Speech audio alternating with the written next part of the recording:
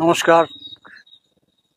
আজকে আমি কোনো স্টুডিওতে নেই, কোনো লাইট অ্যান্ড সাউন্ড ক্যামেরার আছি, বড় ক্যামেরার মধ্যে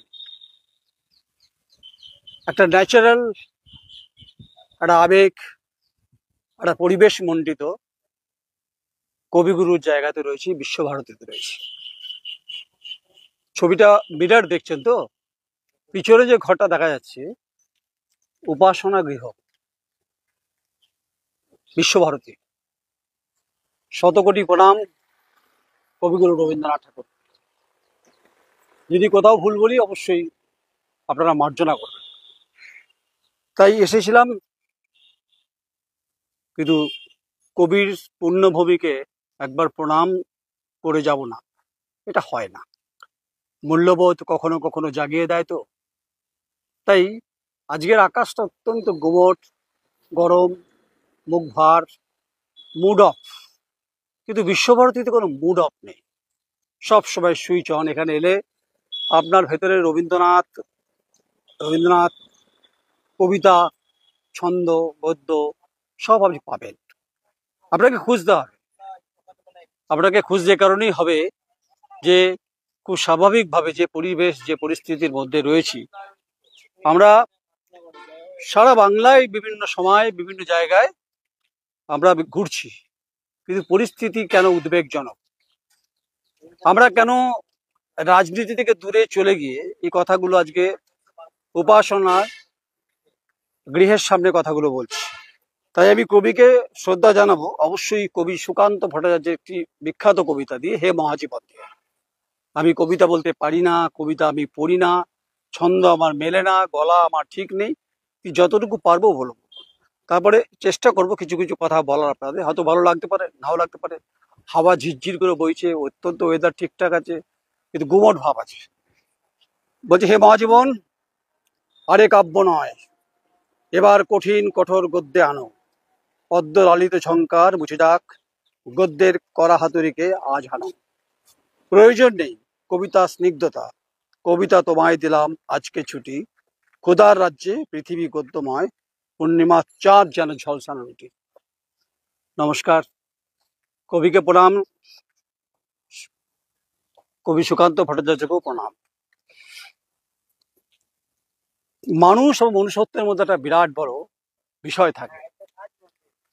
এ কারণে থাকে যে যেটা দৃশ্যমান আপনি সেটা দেখতে পান, আপনি সেটা বলতে পারেন, কিন্তু অদৃশ্যমান কিছু রাজনৈতিক কিছু বিষয় যেগুলো আপনারা দেখতে পান না। তাই তাদের কাছে রবীন্দ্রনাথ ঠাকুরের মর্মস্পর্শী ভাবনা, রাবীন্দ্রিক বিষয় গুরুত্ব নেই কোনো। আমি চাইছিও না। আমি একটু দূরে দূরে যাই, অনেকটা ক্যামেরাটা দূরে রয়েছে, তাই গাছের ফাঁকে অন্তত ক্যামেরা স্ট্যান্ডটাকে লাগিয়ে দিয়েছি। মার্জনা করবো না আমার। আমি মনে করি যে যদি তোর ডাক শোনে কেউ না আসে, তবে একলা চলো এদের।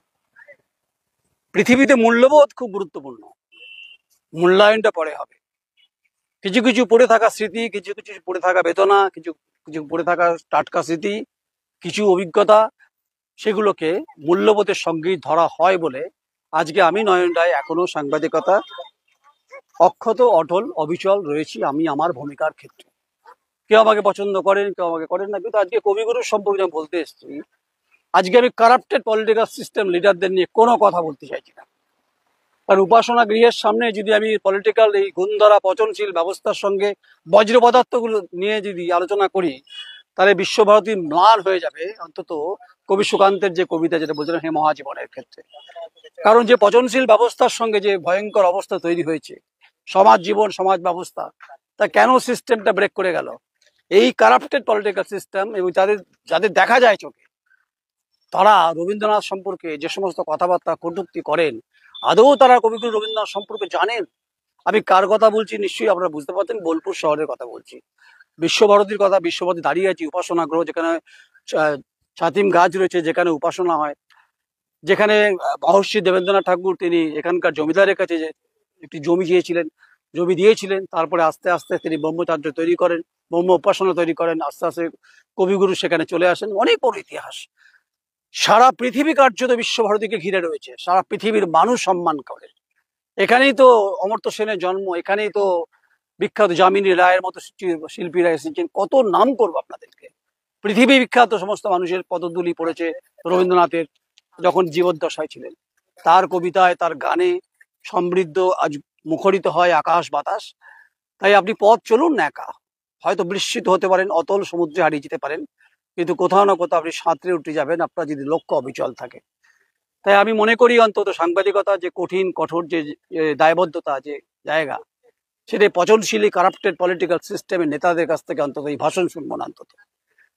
তাই লজ্জা লাগে অন্তত যে সমস্ত শব্দ প্রয়োগ, সেই শব্দ ব্রহ্মগুলো, শব্দ ব্রহ্মের হচ্ছে আবিষ্কারক হচ্ছে যে এই বিশ্বভারতী রবীন্দ্রনাথ ঠাকুর। তার ভাষা, তার কবিতা, তার ছন্দ, তার গদ্য, তার বর্ণময় লেখা, উপন্যাস কত কি আমাদেরকে বাঁচতে শিখিয়েছে, সাহায্য করেছে, সহায়তা করেছে, অক্সিজেন জুগিয়েছে। আর এখানকার তালেবর, এখানকার পলিটিক্যাল সিস্টেম, এখানকার ঘুণ ধরা নেতারা, তারা কবিগুরুর নামকে, তারা নামটা ভাঙিয়ে এখানে রাজনীতি করেছে। এখানে হয়েছে রাজনীতি, মঞ্চভেদে সবাই রাজনীতি করেছেন, কিন্তু কবিগুরুকে নিয়ে রাজনীতি হয়েছে, বিভিন্ন সময় হয়েছে। তাই বোলপুর আর বিশ্বভারতীকে আপনি গোলাবেন না কোনো সময়। বোলপুর বিধানসভা হতে পারে, কিন্তু বিশ্বভারতী বিশ্বের সর্বত্রই রয়েছে। তাই দুদিনকার নেতা, 4 দিনকার নেতা, 5 দিনকার নেতা, তাদের যদি ভাষা যদি কোনো অসংস্কৃতিপূর্ণ হয়, তাকে আপনি কখনোই কবি সুকান্ত ভট্টাচার্য হে মহাজীবন কবিতার সঙ্গে তুলনা করবেন না, করবেন না। আপনি মানুষ, আপনার মনুষ্যত্ব আছে, আপনার মধ্যে একটা লড়াই আছে, আপনার মধ্যে একটা জীবন্ত উপাসনা রয়েছে, যে উপাসনার সামনে আমি দাঁড়িয়ে আমি প্রতিদিন প্রণাম করে বলি যে কবিগুরুকে বারবার স্মরণ করি যে বাঁচতে সাহায্য করো, অক্সিজেন দাও। জীবন লড়াইয়ের ক্ষেত্রে, যুদ্ধের ক্ষেত্রে যে সমৃদ্ধ হওয়া দরকার, তার জন্য কোনো রাজনৈতিক নেতার আশীর্বাদ দরকার নেই। দরকার হচ্ছে যে মননশীল মানসিকতা, বিকাশশীল চেতনা। কে এলো কে গেল কিছু যায় আসে না, অনেকে আসবে, অনেকে চলে যাবে, থেকে যাবে আপনার কাজ, থেকে যাবে আপনার লড়াই, থাকবে দ্ব্যর্থহীন ভাষা। আপনি দাঁতে দাঁত চেপে চোয়াল শক্ত করে আপনি কবিগুরুর কথা ঠিকঠাক বলতে পারছেন কিনা। আপনাকে বলতে হবে না পলিটিক্যাল নোংরা সিস্টেমের কথা, বলতে হবে না। এই বজ্র পদার্থ দূষণ যুক্ত যে সমস্ত নেতারা আছেন, যারা কবিগুরুকে কখনো কখনো মার্কেটে বেচে বিক্রি করেন, তাদের কাছ থেকে ভাষা শুনবেন না। আমি কি বলতে চাইছি বুঝতে নিশ্চয়ই পারছেন। বোলপুর থানার কথা বলছি, আইসিকে ঘিরে যাওয়া হয়েছে, এটা লজ্জা বেদনার কলঙ্কিত করেছে এই সমাজ ব্যবস্থাকে। বিশ্বভারতী কবির শহর প্রাণগান দিয়ে উপাসনা গৃহের সামনে যারা বহু পর্যটক, তারা যে সিঁচি করছে। তাই আমি নতুন করে এই নাম করে এই অত্যন্ত পবিত্র স্থানকে অপবিত্র করতে চাই না এই পলিটিক্যাল নেতাদের কথা ভেবে। কাকে বা বাদ দেবেন আপনি? আজকে তিনি বলেছেন, অতীতে যারা ছিলেন তারাও বলেছেন, আগামী দিনে যারা আসবেন। আসলে রাজনীতি হলো ব্যবসা, politics is the possible industry. কিন্তু রবীন্দ্রনাথ ঠাকুর কবিগুরু কখনোই পসিবল ইন্ডাস্ট্রি হতে পারে না। তাকে চেষ্টা চলেছে বিভিন্নভাবে আমার তোমার করার, হয়নি।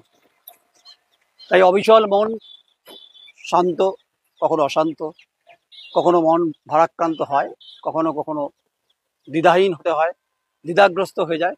আকাশের ভূপতি থাকে, মেঘ থাকে, হয়তো আপনার লড়াইয়ের পিছনে কুঠারাঘাত হচ্ছে, কিন্তু যারা আপনার সঙ্গে রয়েছে, কবি সে কথাই বলেছেন, জীবন দর্শন হচ্ছে যে জীবন বেরোনোর ক্ষেত্রে গুরুত্বপূর্ণ ভূমিকা। কবি কথা তো বলেছেন যে জীবনে বেঁচে থাকার জন্য যে দরকার, সেটা হচ্ছে অপুরন্ত অক্সিজেন, অপুরন্ত চেতনাবোধ। সেই চেতনাবোধের পথ ধরিয়ে তো, সরণি ধরেই তো আমি আজকে বিশ্বভারতীর সামনে, উপাসনা গৃহের সামনে ছবি দেখাতে পারছি না, মাফ করবেন। কারণ স্ট্যান্ডটা আমি গাছের দিয়েই বেঁধেছি, কারণ কোনো স্টুডিওতে নেই। আর এটাই হচ্ছে ন্যাচারাল স্টুডিও। তাই এই সমস্ত অস্পৃশ্য নেতাদের নাম করে কবিগুরুর এই পরিবেশ মহল কলঙ্কিত না করাই ভালো। এরা মহাজীবন বুঝবে না, এরা বুঝবে না তোমার আমার সম্পর্কের মাঝে যে মেলবন্ধন, এটা বুঝবে না। এরা বুঝবে না কবি ভাষায় যে চেতনায় চৈতন্য ফেরে, বুঝবে না। আসলে এরা সব অচৈতন্য, এদের মধ্যে আছে শুধু অবিকৃত মানসিকতার, যাকে বলা হয় আনম্যানুফ্যাকচার্ড। আর I am not a political leader. আমি কোনো ম্যানুফ্যাকচার, কোনো পলিটিক্যাল লিডার নই। আমি একজন সাংবাদিক, নির্ভেজাল, বাংলায় যা কুড়িয়ে পাই, যা গন্ধ অনুভব করি নাক দিয়ে, চোখ দিয়ে যা আমি দেখি, মুখ দিয়ে আমি বলার চেষ্টা করি, এটাই হচ্ছে আমার জীব রয়েছে। আমি দেখতে সুন্দর এমন নয়। আমি মানে অস্পৃশ্য অন্ধকার রাতে আমাকে হয়তো দেখতে গেলে আলো লাগবে ঠিকই, আমি তো কোনো শুটিং করতে আসিনি এখানে, বা আমি কোনো ব্লগার নই। তাই আমি যে কথা বলে এসেছিলাম বোলপুর থানার সামনে, তার পাপের যে মানে যে যে কথাগুলো পাপ শব্দগুলো প্রয়োগ করেছি, যে পাপের পদস্খলন এখানে এসে পাপ মুক্তি ঘটাতে এসেছি এই কবিগুরুর এই পুণ্যভূমিতে এসে, আমাকে মাফ করবেন। আপনারা জানি আপনারা এই কথাগুলো ভালো লাগবে না, যারা আমার সঙ্গে বিভিন্ন সময় বিভিন্ন সরণিতে বিভিন্ন সময় বেয়েছেন, হেঁটেছেন। বহু সংবাদ মাধ্যমের বহু সাংবাদিকের সঙ্গে আমার সম্পর্ক আজও অবিচল। দেশের বিভিন্ন প্রান্তরে তাদের সঙ্গে দেখা হয়, জম্মু কাশ্মীরে দেখা হয়েছিল, মুম্বাইতে দেখা হয়। আমি এরকমই ভবঘুরে টাইপের অ্যাকচুয়ালি। আমি মনে করি যতদিন শ্বাস ততদিন আস। তাই জীবনে যতদিন বেঁচে থাকবো অন্তত আমি আমার লড়াইটা বুঝে নেবো। জানি না আমি শেষ অব্দি জিতবো কিনা, সেটা অন্য বিষয়। কিন্তু এই পচনশীল বজ্র পদার্থ ঘুণ ধরা আকাশের যে কালো মেঘ রাজনৈতিক নেতারা আছে, তারা গলা টিপে হত্যা করার চেষ্টা করবে। তবে একটাই উপায় বাঁচতে পারেন, আত্মনির্ভরতার মধ্য দিয়ে নিজেকে তৈরি করুন, যা কবিগুরু বলে গেছেন। চেতনার মধ্য দিয়ে সমৃদ্ধ ফেরান, চেতনার মধ্য দিয়ে চৈতন্য প্রভাবিত হয়, যা কবিগুরু বলে গেছে। আমি সে ধারায় বিশ্বাস করি। আমি মনে করি যে মৌলিক ভাবনা যেটুকু দরকার সমাজ জীবনে, যতটুকু বলার প্রয়োজন আছে, আমি সেটুকুই বলার চেষ্টা করি। আমি কোনো কবিতা নয়, আমি কোনো গদ্য, আমি কোনো আবৃত্তি করতে চাইছি না। আমি মনে করছি এই মুহূর্তে যে পরিস্থিতি, এখানে বহু মানুষ আসেন এবং সেই জায়গায় দাঁড়িয়ে বহু পর্যটকের এখানে ছেড়ে পবিত্র ভূমি এটা, আর সেই পবিত্র ভূমিতে সামনেতে যারা টোটো চালাচ্ছেন তারা গড় করে বলে যাচ্ছেন কবিগুরুর সম্পর্কে। এটাই তো কবিগুরু, এটাই তো বাড়তি পাওনা। আর যে মাতব্বর এখানকার নেতা আছেন, জিজ্ঞেস করুন তো কবিগুরু রবীন্দ্রনাথ ঠাকুরের কয়েকটা কবিতা বলতে, জিভে জিভ আটকে যাবে, দাঁতে দাঁত লেগে যাবে। বলুন না হে মহাজীবন কথাটা বলতে, পূর্ণিমা চাঁদ যারা ঝলসানো রুটি, দাঁতে দাঁত লেগে যাবে। এরা শেখাবে সাংবাদিকতা আমাকে, এরা শেখাবে। আমি কি দান খয়রাতে সাংবাদিকতা করতে এসেছি? আমি কি কোনো আনুগত্য সাংবাদিকতা করতে না ঝাড় দিতে এসেছি? এখানে এসছি কবিকে প্রণাম করতে, আর আপনার কথা বলতে এসেছি, যেহেতু স্টুডিওতে বলেছিলাম। আমি মনে করি যে কথা স্টুডিওতে বলা যায়, সে কথা অবশ্যই উপাসনা গৃহের সামনে তার মনের যে ভেতরে যে ব্যথা বেদনা, সেটা আমি বলতে এসেছি যে এই হচ্ছে system, that is the political system in our country. আমি কোনো রাজনৈতিক নেতার নাম উচ্চারণ করব না, আমার রুচিতে বাদে। চলুক লড়াই, হোক দিগন্তের আকাশে সূর্যের দীপ্ততা হোক না, দেখবো সূর্যের প্রখরতায় যদি শামিয়ানাও টাঙানো হয়, ভেদ করে দেবো। দুর্নীতি হোক, দুর্নীতিবাজ হোক, বিশ্বাসঘাতক হোক, পিছন থেকে ছুরি মারা হোক, বিভিন্ন সময় আটকানোর চেষ্টা হোক, সমস্ত লড়াই অন্তত যতক্ষণ বেঁচে আছি, নয়ন রায় দ্য কোয়েরি বাংলায় চেষ্টা করবে। আমি লক্ষ লক্ষ ভিউয়ারশিপের মধ্যে নেই। আমি অনেকে বলে আমাকে, আপনার লক্ষ লক্ষ ভিউয়ারশিপ নেই, আপনার লক্ষ লক্ষ কিছু নেই। হ্যাঁ, আমি তো প্রমোট করি না। আমার কোনো রাজনৈতিক নেতার দয়া দাক্ষিণ্য চাই না। ডাল ভাত খেয়ে জীবন ধারণ করি, কিছু ছেলে মেয়ে নিয়ে কাজ করি, তাদের চেষ্টা করি শেখাবার, শিখলে ভালো। আপনার ফকির ঝোলা আছে, বেরিয়ে পড়ি কবিগুরু যে ভাবনায়। আজকে মহর্ষি দেবেন্দ্রনাথ ঠাকুর, যেটা এই উপাসনা গৃহ ব্রহ্মাচার্য যাকে বলা হয়, যা পরবর্তীকালে রিকনস্ট্রাকশন করেছিলেন তার পুত্র রবীন্দ্রনাথ ঠাকুর, আমাদের গর্বের হিত গৌরব ফিরিয়ে দেয়।